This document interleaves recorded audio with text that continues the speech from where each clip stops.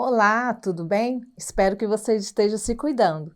Bem, nós estaremos novamente aqui nessa aula, né, da terceira série do ensino médio. Eu sou a professora Dorinha, professora de arte, e nós vamos dar continuidade ao nosso assunto que vimos na aula anterior, onde nós falamos sobre o cinema brasileiro.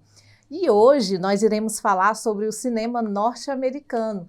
Bem, mais especificamente sobre Hollywood. Olha só que ousadia minha, né? Bem, para pensar, nós teremos uma reflexão também a respeito do cinema e finalizando com uma atividade prática que vocês deverão fazer e eu tenho certeza que vocês irão gostar, certinho? Então vem comigo. Bem, o cinema norte-americano. Como falar da história do cinema sem citar uma das maiores potências da indústria cinematográfica? Sim, o cinema hollywoodiano. Um dos de maior visibilidade. Hollywood é uma cidade distrito de Los Angeles, conhecida por abrigar grandes centros de produções cinematográficas, o que a colocou em destaque cultural, sendo extremamente reconhecida por isso. A economia da cidade é baseada pela sétima arte e o que se pode gerar a partir dela. Hollywood deixa de ser apenas uma cidade que abriga grandes centros cinematográficos para virar sinônimo das produções estadunidenses, aquela coisa de ouvir a expressão, nossa, que filme mais hollywoodiano. Mas como tudo isso começou? Bom, vamos traçar uma história. É claro que não é uma história do começo ao fim, porque essa história começa, inclusive, com Thomas Edison, né? E fica até a dica para você pesquisar o que Thomas Edison tem a ver com a história do cinema norte-americano. Dentre muitas coisas que ele inventou, ele também tem uma participação bem significativa no cinema. Então vamos lá. Começando a falar sobre os estúdios, certo? Em uma década, o método dos pequenos empreendedores que viram Hollywood como saída passou a dominar o cinema. Era realmente um sistema onde trabalhava-se com custo-benefício e fluxo constante de filmes. Assim, no início dos anos 1920, o sistema de estúdios começa a reinar. Vejam bem, 1920, né? Esse sistema de estúdios. A fábrica de sonhos começa a funcionar e apresenta o cinema como entretenimento e negócio de viés econômico. Filmes como Grande Hotel, de 1932, Crepúsculo dos Deuses, 1950, Drácula, olha só como é antigo esse filme, 1931. Casablanca, 1943, Cantando na Chuva, 1952, e Como Agarrar um Milionário, 1953, representam bem o que era esse tempo para o cinema hollywoodiano. Dentro dessa questão dos estúdios, né, nós podemos dizer que os estúdios estavam presentes em todo o processo, da produção à distribuição e até publicidade e exibição. Controlavam praticamente o mercado internacional, cada qual ao seu estilo próprio e com seus próprios criadores e estrelas. Se você vê aí na sua tela a imagem, né, desses estúdios, é claro que hoje já não tem mais essa referência desses estúdios como sendo desde o início, quando eles começaram. Hoje são grandes empresas, né, que dominam aí esse mercado. Mas quando a gente vê, né, a gente olha para essas imagens, a gente já lembra de cinema, né, a gente já lembra de filme. Então, todos esses estúdios, e depois vieram tantos outros, né, estão envolvidos nessa produção fantástica, né, do cinema norte-americano. Bem, os estúdios, né? O MGM, o mais glamuroso, né? O Paramount, o mais europeu. O Warner Bros. Estava em sintonia com a classe trabalhadora. A Universal Pictures ficou conhecida ou associada aos filmes de terror. A Columbia cresceu como concorrente graças aos seus diretores criativos. A RKO procurava extrair boas rendas com seus astros. A Fox tinha apuro técnico e brilho visual. Aí surge também a UA, são os artistas unidos, né, por 3 grandes estrelas de Hollywood, Douglas Fairbanks, Mary Pickford e Charlie Chaplin. Juntos ao diretor Griffith, eles começaram, né, uma nova tendência. Então, a UA começa quando os artistas se sentiram insatisfeitos com a falta de autonomia das produtoras. Daí, né, eles não tinham astros e equipe técnica contratada, então eles atuavam como distribuidora de produtores independentes, que esses produtores independentes surgiram bastante também fora dos estúdios, né, famosos, grandes, então havia paralelamente os produtores independentes, certo? Vamos lá. A nova Hollywood. Essa foi uma época onde desejava-se começar a contar histórias de maneiras diferentes, como novas formas de abordar a caracterização e construção dos personagens. Procurava-se aqui uma nova linguagem.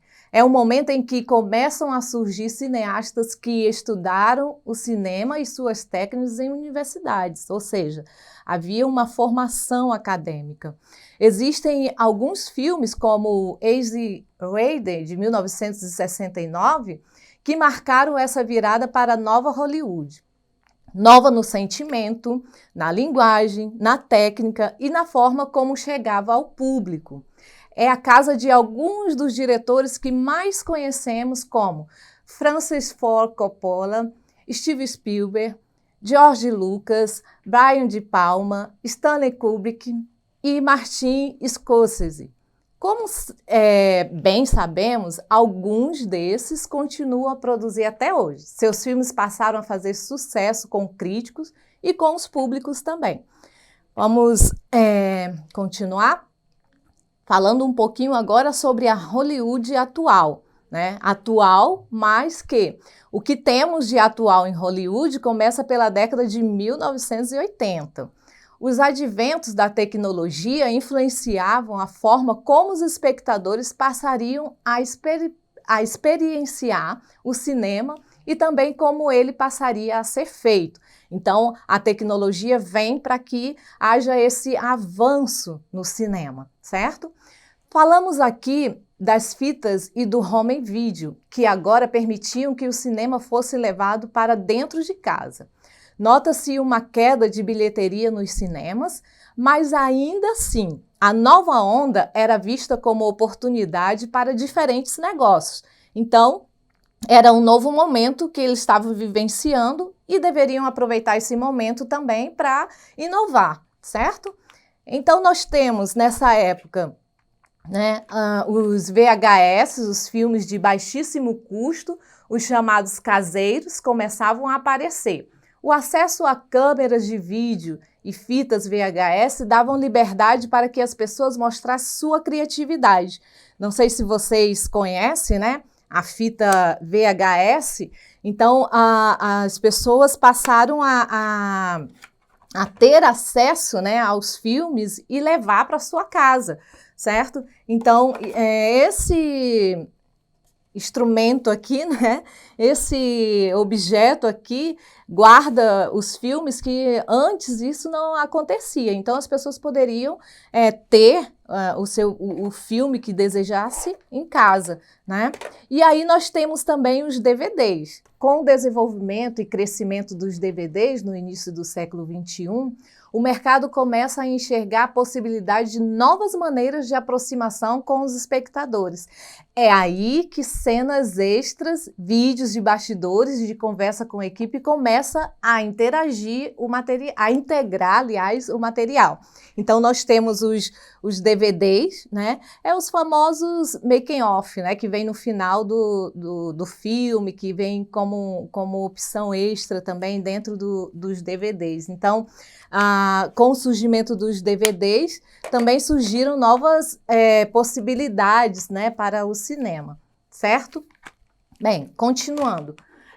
A linha do tempo que traçamos aqui nos mostra como o cinema hollywoodiano evoluiu e mudou com o passar do tempo e a partir das diferentes necessidades de cada época. É inegável que esse cinema é um dos principais quando trata-se de indústria cinematográfica.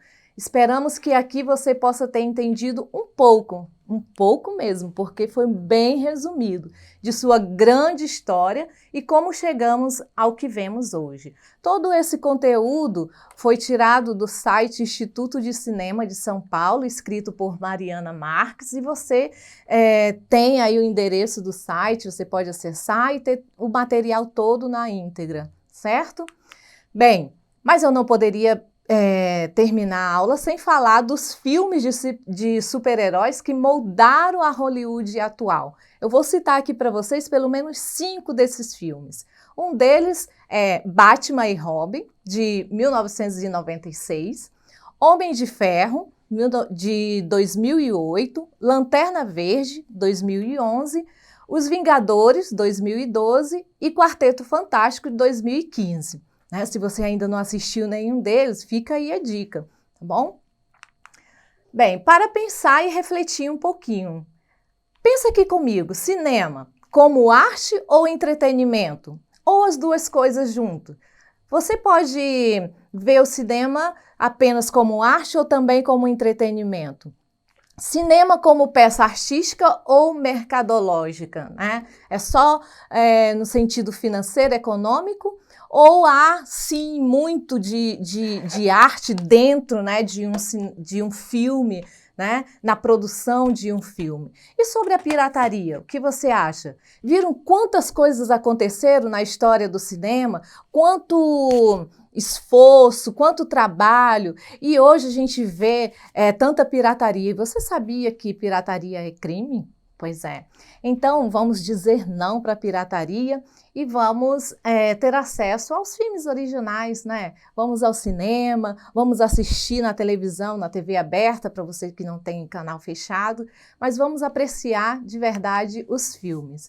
Bem, a atividade prática é o seguinte, a proposta da atividade é que você faça da sua sala uma sala de cinema. Escolha um filme para assistir.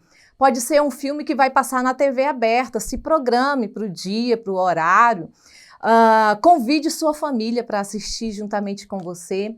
E eu gostaria que você registrasse esse momento no caderno relatando qual o gênero do filme, qual o nome desse filme e o elenco, o estúdio que produziu esse filme, entre outras informações que você pode pesquisar posteriormente e acrescentar ao seu texto escrito.